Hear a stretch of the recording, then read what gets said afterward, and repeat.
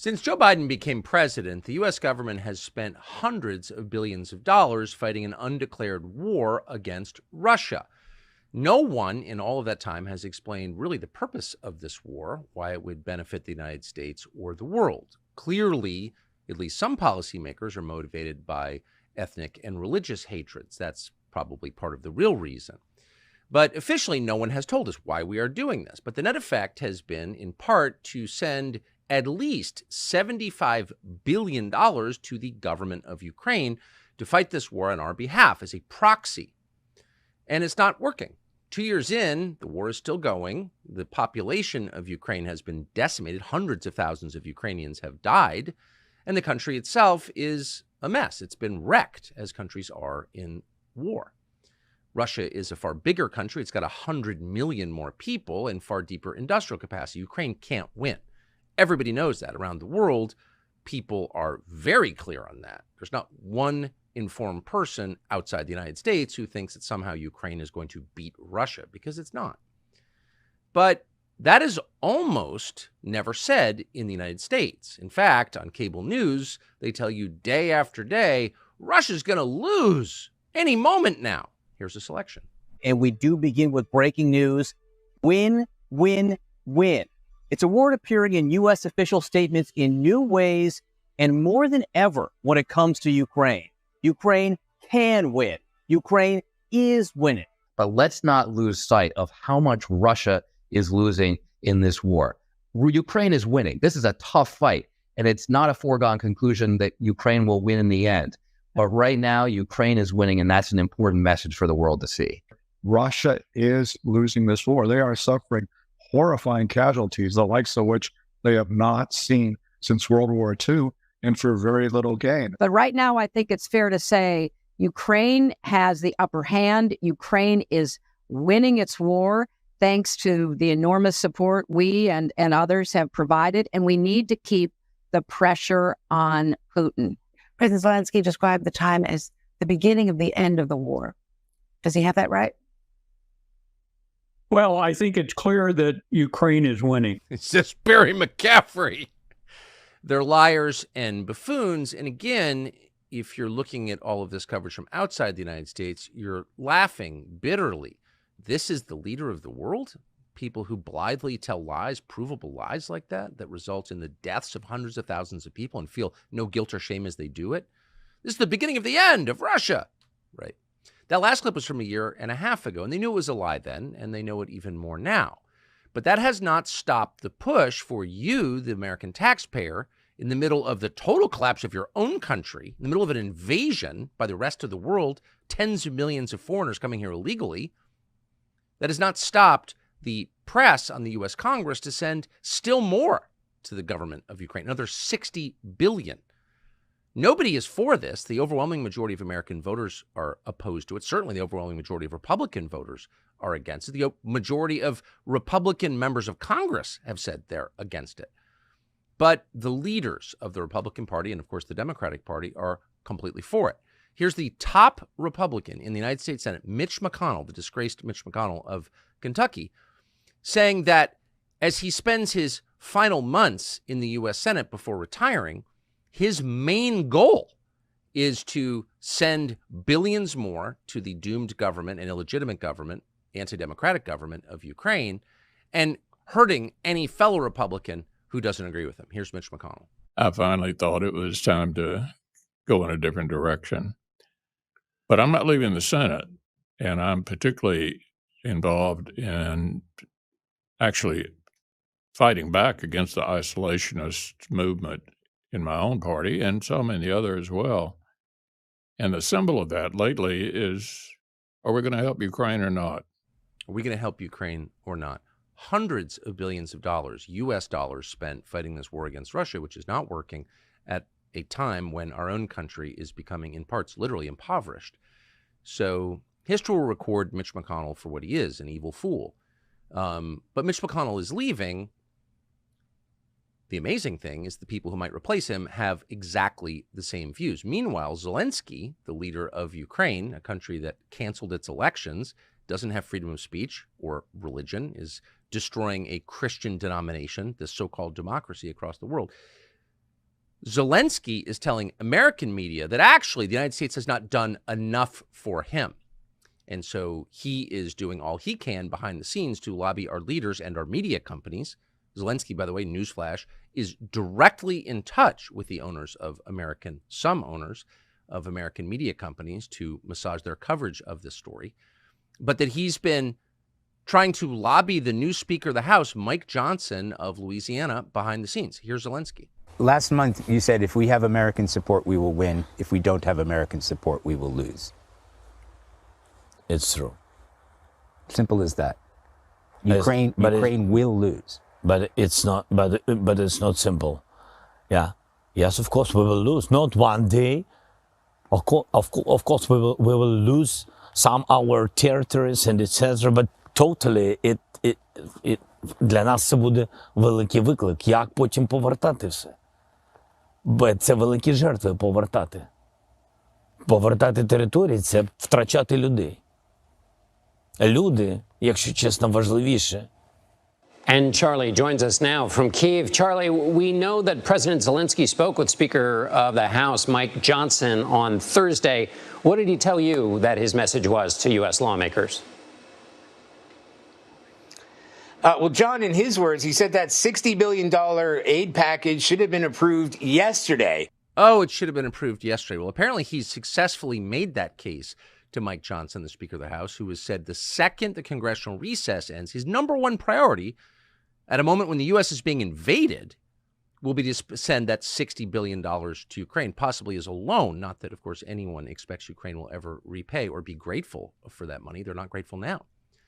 So we sent a message to the Speaker of the House and asked him to come on and explain why, when the majority of the Republicans he represents, both the voters and members of Congress, opposes, why he would join with Democrats to do the one thing that Americans don't think we should do, which is send another $60 billion to pay the pensions of Ukrainian bureaucrats and fund a doomed war. Why are you for that? And of course, he hasn't responded. We also sent multiple requests to Zelensky himself for an interview to explain his position. Of course, he ignored that as well. There's not a lot we can do, but one person who actually serves in the U.S. Congress and who is saying the truth about this question out loud is a member from Georgia called Marjorie Taylor Greene, and she joins us now to explain what she's doing in the face of this insanity. Congresswoman, thank you so much for coming on. Do we mischaracterize any of that? Thank you for having me. Do you think? I mean, no, from not at an all. outsider's perspective, it seems like Mike Johnson is working, the Speaker of the House, the Republican Speaker of the House, the supposed conservative, is working with the Biden administration to put the priorities of Ukraine above the priorities of the United States and to do something that his own voters don't want him to do. Is that true, do you think?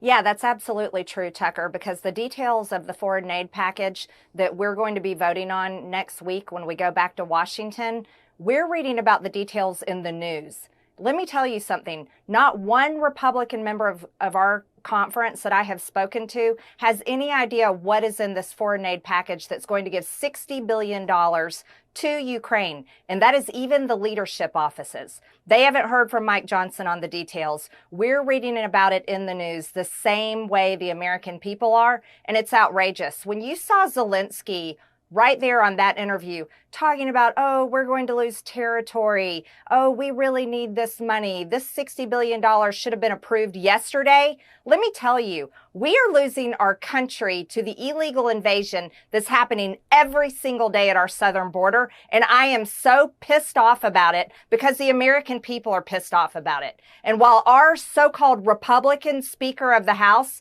is only working with Chuck Schumer and Hakeem Jeffries and Ukraine First Mitch McConnell and the White House and Jake Sullivan, who he talks to on the phone all the time, we are angry and people have had it. We don't want $60 billion to go to Ukraine because as we slept last night, Tucker, we just went $40 billion more into debt. And that's because the interest on our debt is so huge and our debt is so massive. This is happening while we sleep every single night. So no, we don't want to send $60 billion to Ukraine. We want to put our country first. It's time to care about America.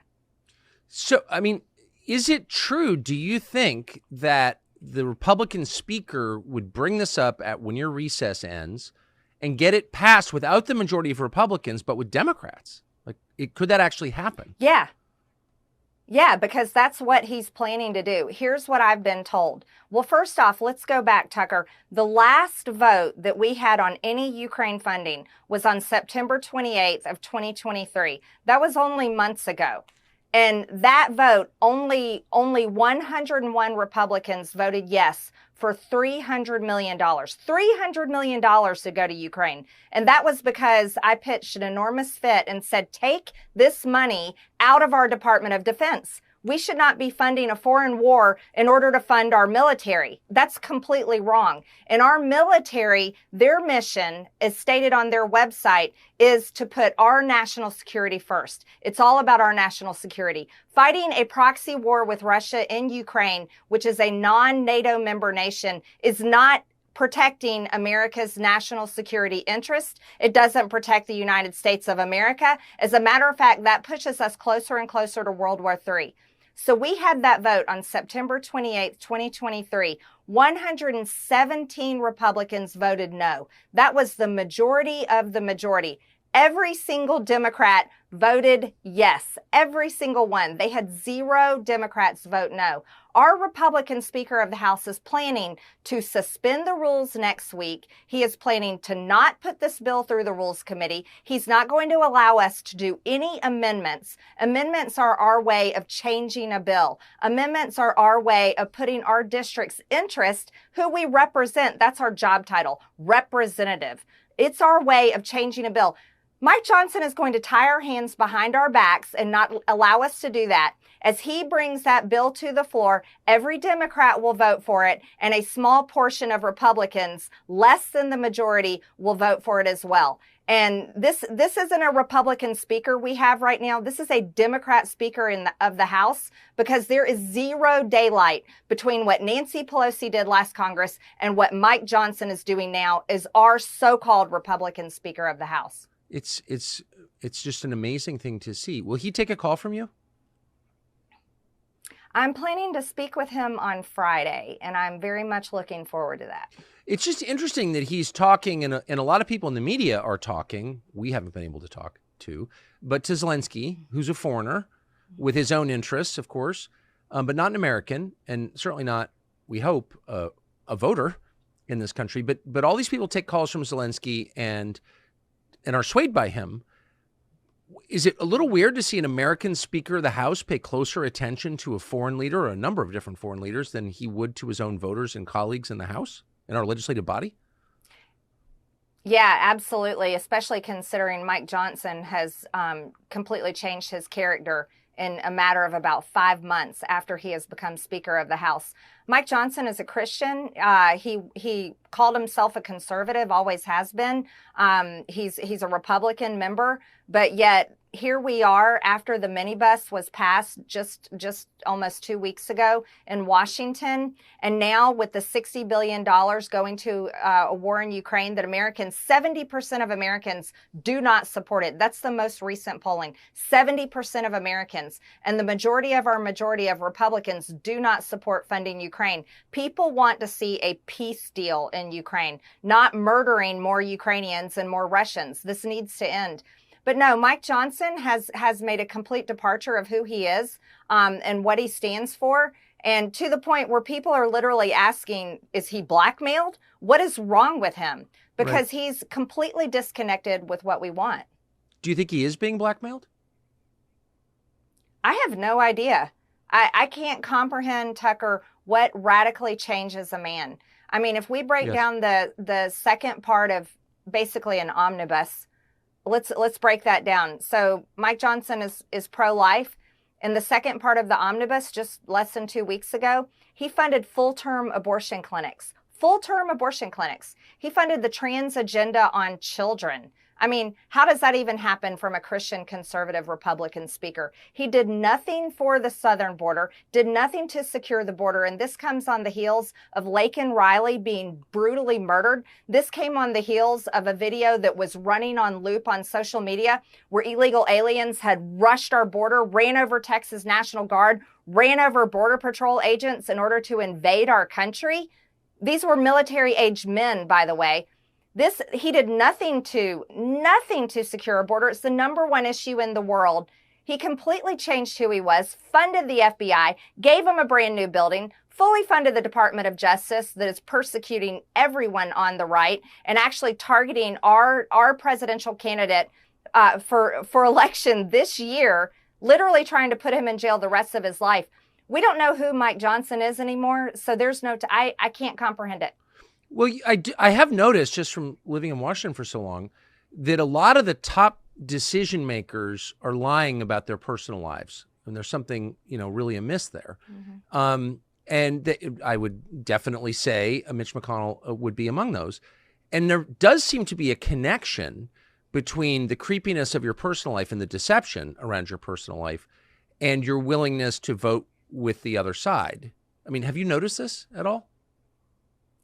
Absolutely. And I think it's something that the American people are extremely aware of because none of it makes sense. Yeah. How do you become Speaker of the House? And let's look at that. It's basically like there's establishment Washington runs like a company. We could call it the firm.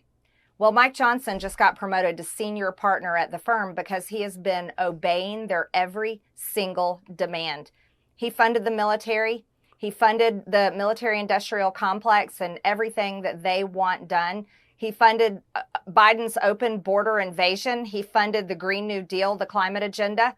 He funded full-term abortion clinics, the trans agenda on kids. He funded every single thing that the firm stands for and what they're trying to push on the rest of the world. This is the agenda for the rest of the world, and they're not hiding it one single bit. We saw the White House declare Easter Trans Day of Visibility, which is the biggest insult, slap in the face to Christians all over our country. And that's the majority of Americans. They are not hiding it. How did Christian conservative Mike Johnson go from being a Christian conservative, voting that way, legislating that way, to the Speaker of the House that actually funds that agenda? I mean, what in the world happens? And you can't help but to question, what do they have on him? Is he being blackmailed? What would make this man do this? And I would argue there's something wrong because every single time I hear him open his mouth, he's complaining about how tired he is and talking about how he only gets 3 hours of sleep at night. Tucker, let me tell you something. And you know this too. I have worked my ass off like at times in my life where I'm training for triathlons, training for major competitions, working full time, raising 3 children. And at those times in my life, I was still able to get 7 or 8 hours of sleep.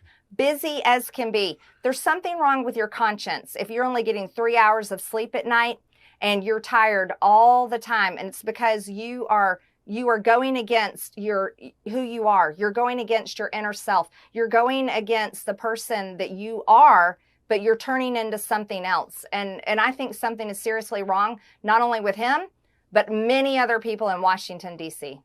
Man, I think that's such a deep point. And thank you for making that. And and look, I try to invoke people's religious faith. I feel like it's personal, kind of not my business. But Mike Johnson has talked a lot about his faith as a Christian. And he says it informs all of his decisions.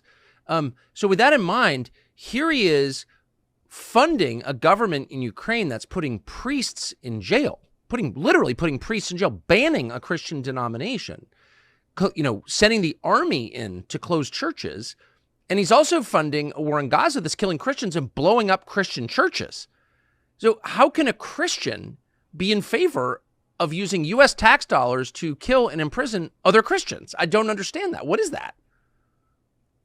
Yeah, you can't be. It's called a hypocrisy is what that's called. That is completely against every tenet of our Christian faith. It's against what the Bible says. If we went to biblical principles, Tucker, biblical principles teach us to not be in debt because we are slaves to our debtor. But yet this morning, when Americans woke up, they found themselves $34.6 trillion in debt, and it went up $40 billion while they slept. So that is completely against our Christian faith, against our principles that the Bible teaches us. But to fund the murder every single day, to fund a war, to pay for it, to continue it, to advise it, to have our CIA on the ground over there running that war in Ukraine against Russia, nuclear-armed Russia. This is beyond this. You can't even call yourself a Christian if that's what you're doing. That is a complete departure from anything that is Christian. And I would argue funding wars all over the world is a complete departure. Because here's the truth. They lie to us every single day, Tucker, telling us that Vladimir Putin and Russia is going to continue and march across Europe and take over Europe. That is a complete lie, because that is not what we are seeing with our eyes. And that is not what history, recent history, is showing us. And that is not the statements of Vladimir Putin and Russia. That is not what they are saying they want to do. Yeah. I mean, like they care about Europe. They blew up their natural gas pipeline. They impoverished Europe. They destroyed the economy of Europe. Mike Johnson and his friends. So last question. Is this actually going to happen? Will this funding go through with Mike Johnson leading the charge after recess?